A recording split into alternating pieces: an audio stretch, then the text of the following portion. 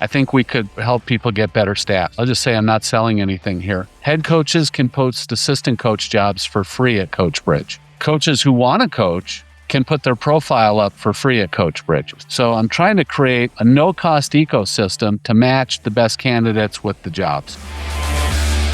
This episode of the Coaching Coordinator podcast, presented by Modern Football Technology, hits on something every coach feels, but doesn't always have a clear answer for: how you find opportunity and how opportunity finds you. In this conversation with Chris Coughlin, you're going to hear a different perspective on the coaching profession. Not just scheme or X's and O's, but how the profession actually works behind the scenes. How jobs are filled, networks are built, and where there still are gaps. Chris Coughlin has spent decades around coaches, clinics, and the evolution of the game. From building Glazier Clinics into a national platform to now launching CoachBridge, he's seen how access, information, and connection shape careers. And one thing becomes clear in this episode: there's more opportunities than ever, but they're not always visible. That's where today's game is changing. And that's why this episode is presented by Modern Football Technology, because the same idea applies on the field. If you can't see it, you can't fix it. Modern Football gives you real-time insights into what's actually happening in your game. Tendencies, efficiency, situational data, the truth of your performance, not just the feel of it. So your staff can make adjustments before it's too late. That's the thread through this entire conversation. Better information leads to better decisions. Whether you're building a staff, finding your next opportunity, or making a third down call. This episode is about understanding the system you're working in and finding a better way through it. Here's our conversation with Chris Coughlin.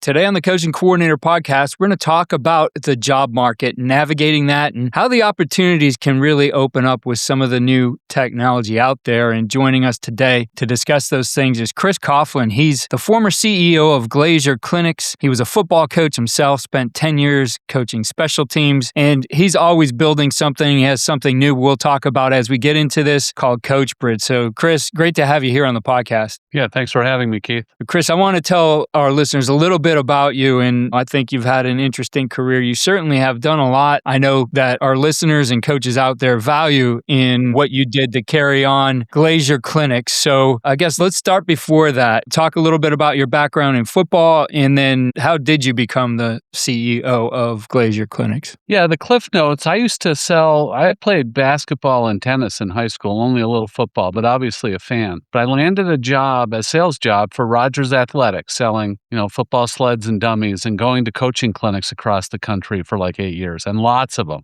Like almost every weekend, from the AFCA in early January to the Ohio State Clinic at the end of April and everything in between. And I just went to so many coaching clinics. And Frank Glazier was alive then and running great clinics. I knew Frank. But over time, I just thought, there's a better way to do this. There's a way that incorporates the vendors and the sponsors a little bit better. Maybe I can get more money from them so I can give the coaches more value. And eventually I quit my job. I took a half-time job, a couple of them, before that term even existed, but to feed my family, and started to build the clinic business. And I started mega clinics. This was after Frank had passed away, competed with his family and, the old Nike clinics, the Coach of the Year clinics, and just built for 30 years. About 7 years in, I approached the Glazier family, Frank's heirs, and asked if they wanted to sell Glazier Clinics, and they did. And so I was able to combine that with mega clinics. And because that had more of a national audience and brand, and kind of the image of Frank Glazier behind it, I dropped my mega clinic brand over time and became Glazier Clinics. A lot of people still refer to us as Mega Clinic or the Glazier Mega Clinics because I did that brand transition really slowly. Yes. Yeah. I do remember that. That wasn't just an overnight change. Yeah. But for maybe the younger part of our audience who never attended a Frank Glazier clinic and then the Mega Clinics, they're used to what they see now, which you guys have done a great job with. But what were those clinics like compared to what we experience now? I think what I brought to the party, Frank ran great clinics and he cared about coaches. He prepared those speakers. There's just legendary stories of him throwing speakers off the stage and finishing topics himself, because if they weren't getting to the topic, He just cared about those coaches in the audience. But what I figured out was, and he would have 3 speakers at a time, which was kind of revolutionary back then. Most clinics had 1.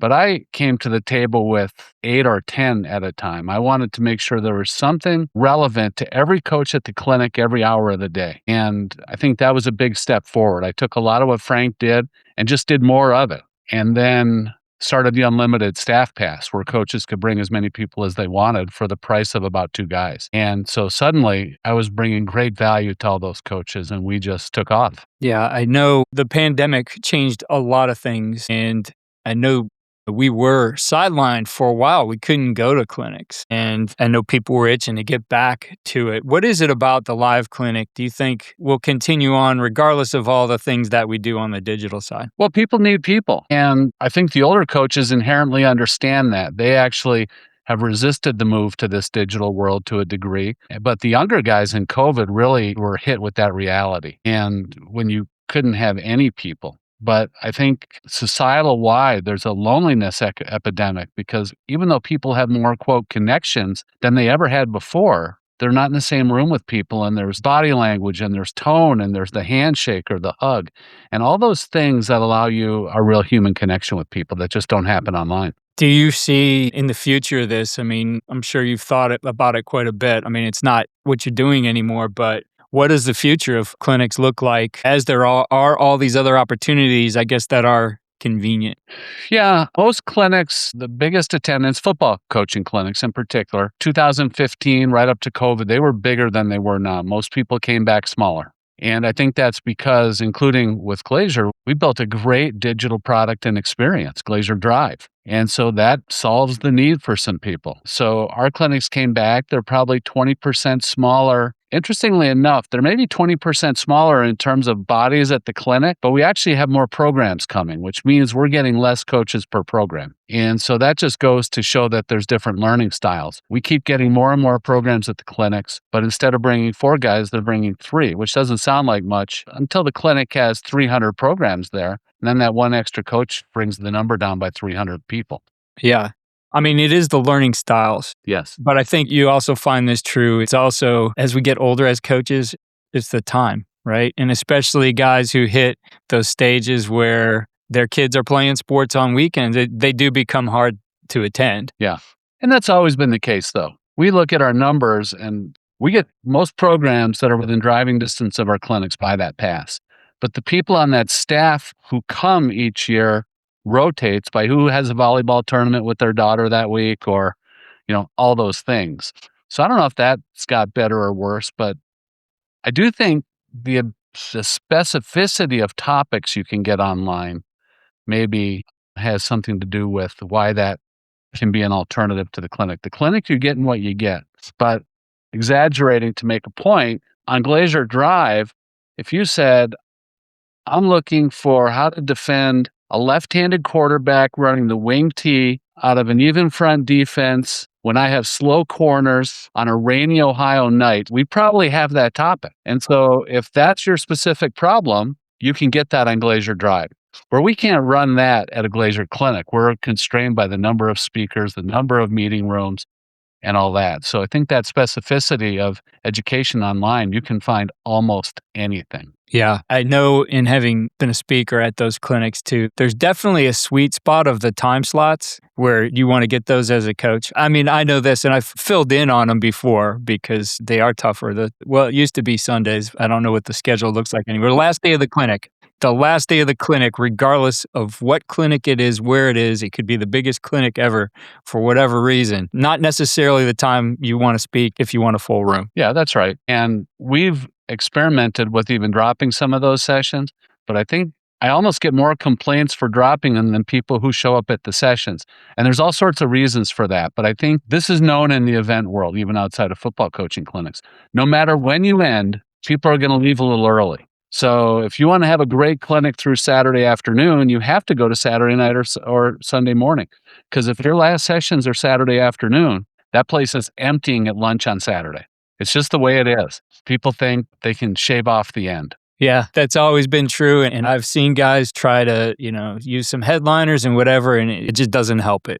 It is what it is. And that doesn't matter if it's a clinic once and in the building next door they were doing, a concrete convention, and they have the same issue. I've talked to people who run conferences in almost any industry and have studied it extensively looking for ideas, and it's just the way it is. I think there's something in human nature that makes that happen. Yeah, I know in what you've done and maybe why people might not recognize your name as much as you were more on the vendor side of things. I mean, everybody I think knows Alan Means now, right? I mean, we've all talked to him at one time or another. But that was such an important part of, I think, advancing the profession, especially as the technology side of this has evolved and technology has just become a bigger and bigger part of this. You really don't get those opportunities to see these kinds of things if you don't have it in front of you. And coaches want to see how things work. I think also they want to see, and hear from other coaches who are using it too. So, I mean, with that in mind, how much has that evolved over time when, Rogers sleds in there and equipment like that to now, I think you see as much or more of the technology companies than you do the actual hard goods. Yep. I came from the vendor side, and part of why I got in this was I thought Frank and some of the others were doing a great job with the coaches, but I thought, man, they don't understand the vendor or the sponsor at all. They would like our money and our funds, but they don't know how to meet our needs. So I had this notion that if I could be really, really great for the coaches, and I had not coached football by that point, but if I could be great for the coaches, I could get more of them and I could get the vendors to pay up. And by getting the vendors to pay up, I could switch the model. Glazier Clinics, Coach of the Year, almost all of them get 80-90% of their money from the coaches. Well, we get less than half. And the purpose of that was we can serve the coaches at a loss. We can give them more than they pay for. And by getting the volume, we can get that B2B or the vendor side to cover the rest and make a little profit. And so I was able to flip the model because of the vendors. I knew them all. I was one. I understood them, I think, more than the football coaches who are running coaching clinics. And so I was able to literally give the coaches way more than they pay for, and thus giving them such great value, all those speakers, that I tended to get more of them than everybody else. So that was sort of the model, and the vendors liked it because they were getting the volume of people, because they have to invest a lot to come to clinics as well. Yeah, I'm sure you have some great stories too. I guess what's one of your favorite ones of a company that I guess we'd all be familiar with that you've just seen grow, showing up the first time maybe at a Glazier clinic? We were right there at the start of CoachCom.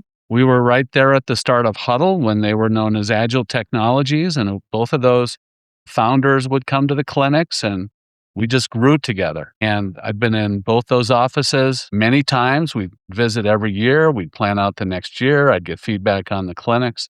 But yeah, it's pretty gratifying taking the journey with those people. I don't take any credit for it. I gave them a little bit of a platform. But yeah, there's lots of companies that we were there right at the beginning and I don't think CoachCom or Huddle has really ever missed a clinic in my almost 30 years because we just did the journey together. Huddle was a little later. CoachCom was starting right when I started. So Peter Amos, the owner, he came to my very first clinic, and I think they have been to every single one. Quick break here to talk about something that's showed up all throughout this conversation: seeing the right information. In this episode, Chris Coughlin talks about how hard it is for coaches to find the right opportunities because the information isn't always visible. Jobs are out there, candidates are out there, but if you can't see them, you can't act on them. That's the same problem coaches deal with every Friday night. You feel what's happening in the game, but feel isn't always fact. That's where modern football technology comes in. It gives you real-time data on tendencies, efficiency, and what's actually working. So instead of waiting until halftime, you can adjust in the moment. You can confirm what you think is happening or catch something you didn't see. Because the best staffs don't just guess. They see it, understand it, and act on it. If you're relying on post-game breakdowns to make your biggest adjustments, you're already behind. Modern Football helps you coach the game while it's being played. Go to modernfootball.com and book a demo.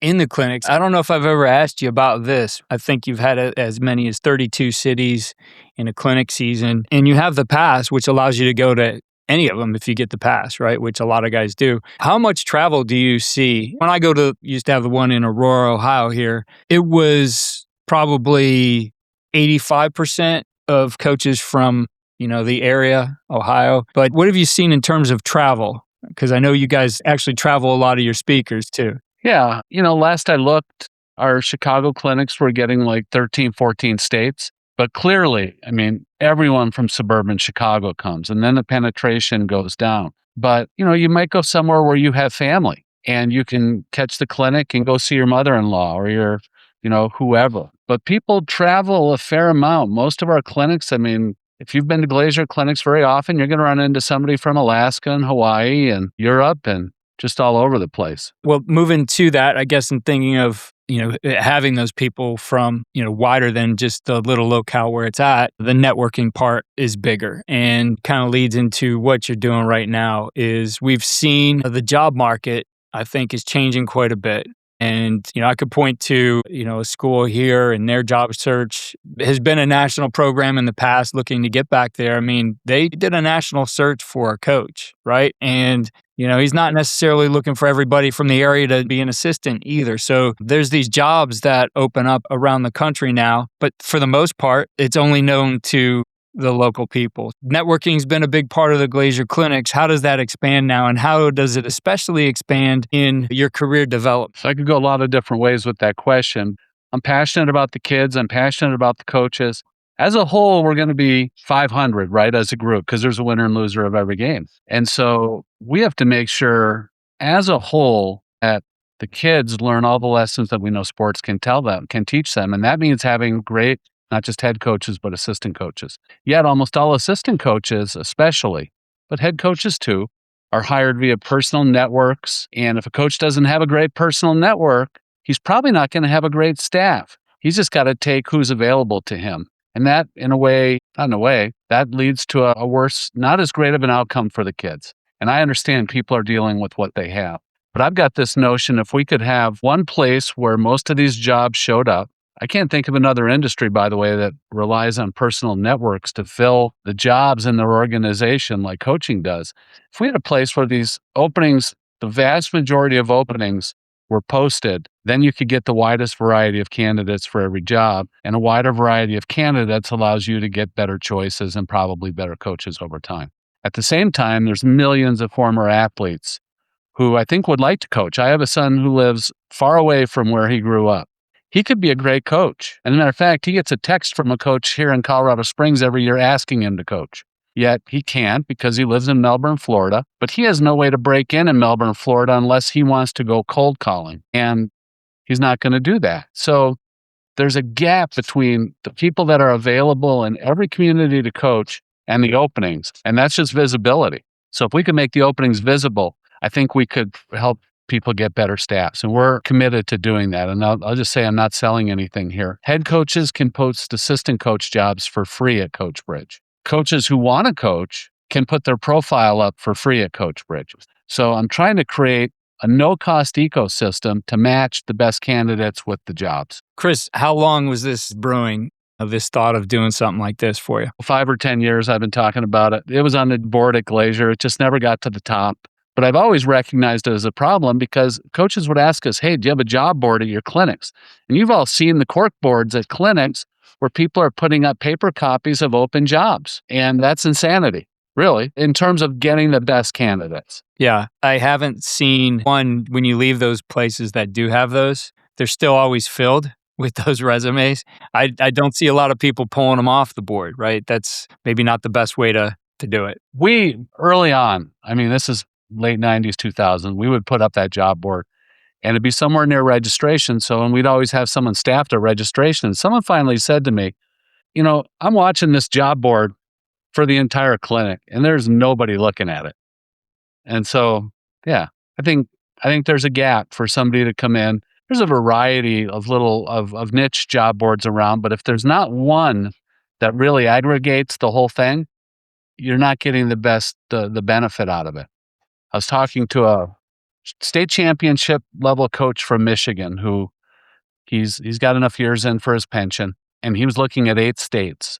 He was going to 35 websites a week in order to look for jobs in those 8 states. And he didn't even find the best one in Colorado. He called me to see if there was anything open in Colorado Springs. And there's a great job open in Colorado Springs. And that didn't even show up for him. And that's when I said to him, you know what? I'm doing it. This needs to be done. Well, I think it's a two-sided thing. The way you're developing it is a place for coaches who are interested to put themselves out there, but also then the search part of it too. Like you said, the job boards at the clinics, nobody was going over and looking at who's available. And I think it's something now, I don't know what the plans are for how you do it, but just posting those things, there still has to be some of those connections. How do you go and learn? If I'm a head coach, I do think this is a useful tool because it's exactly like you said, like, who should I be looking at? Who are some guys who, in the future, if I'm not a head coach, might be a good part of my staff? You're always going to have some guys you want to bring with you, but ultimately, especially at the high school level with limitations of what those jobs pay, you are going to have to hire some people who you haven't worked with before. Yeah. And if you don't get some choice, if you just have to take who's available or who you can find, by definition, you're not getting the best. I put a story on Twitter, and one of my clinic directors, who I was just thanking for the years of service, said, I wish I would have known you were doing this.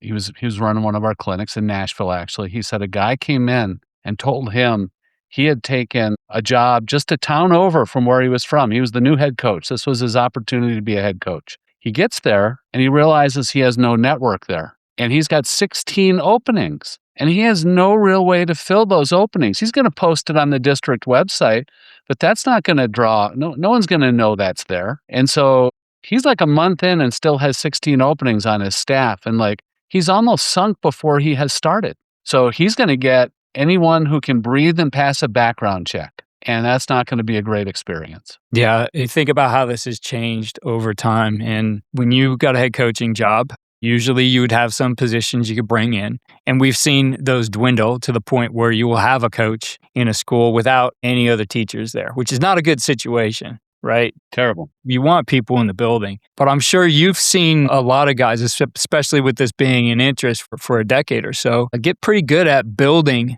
a staff. And I'm talking the high school level. Again, where at least resources are limited, where there's the limitations of the location. What are the common things you've seen, I guess, that guys have done really well to be able to build a staff when they end up in a situation with, that it is a new place to them and that maybe they don't have all the teaching jobs that they'd want to attract people? Yeah, the first thing they do is, they start working their network, and they're usually really good at working other people's networks locally as well. But then they've just got that HR hat of they're good at figuring out who are they going to work well with and who's going to really be an excellent teacher and connector with the kids. So, almost everything's on a bell curve. So there's the right side. There's the 20% that are excellent at that.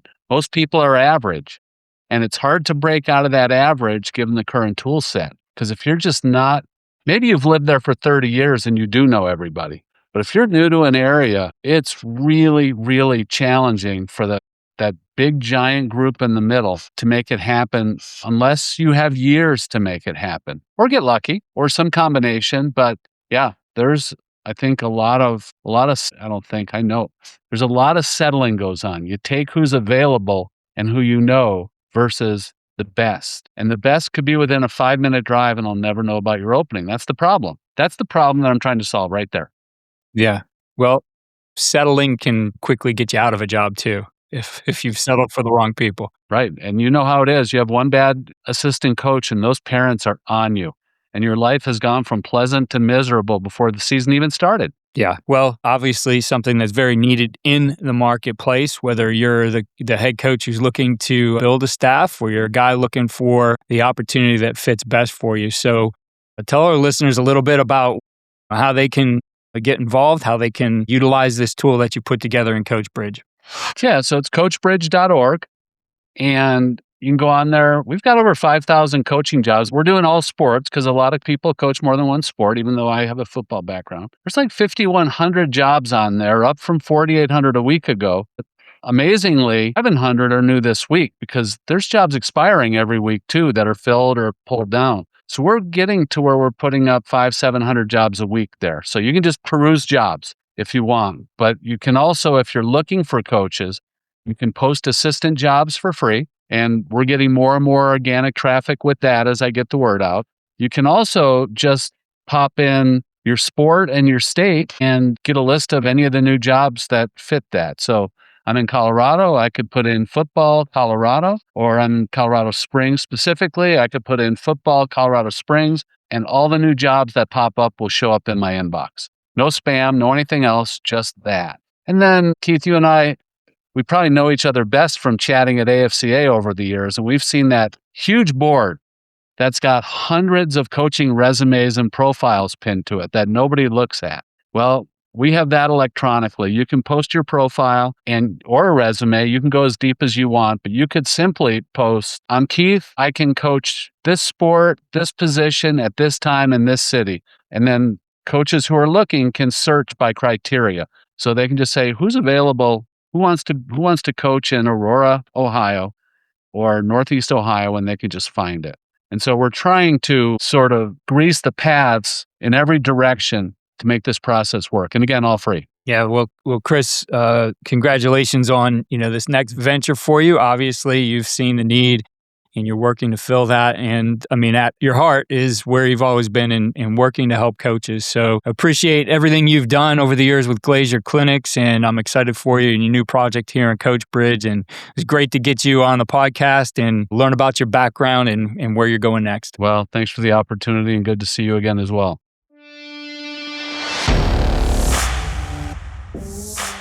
Thanks again to Chris Coughlin for joining us and sharing his perspective on coaching, connection, and where the profession is headed. If there's one thing this conversation makes clear, it's that better coaching starts with better information. That's true when you're building a staff, and it's true when you're looking for your next opportunity. And as always, it's true on game night. Modern Football Technology, our presenting sponsor, helps coaches get the information they need when it matters most. Real-time tendencies, real-time results, and clear insight so your staff can make better decisions before halftime, not after. To learn more about how Modern Football can help your staff see the game more clearly, visit modernfootball.com. And if you enjoyed the episode, make sure you subscribe to Coaching Coordinator Podcast so you don't miss the next conversation. Follow all we're doing at coachandcoordinator.com. You'll see all the coaches now that are within our community, as well as the great tools we have like Modern Football Technology. It's full of news, articles, things you can use as a coach. Go to coachandcoordinator.com and follow us on X at Coach K. Grabowski.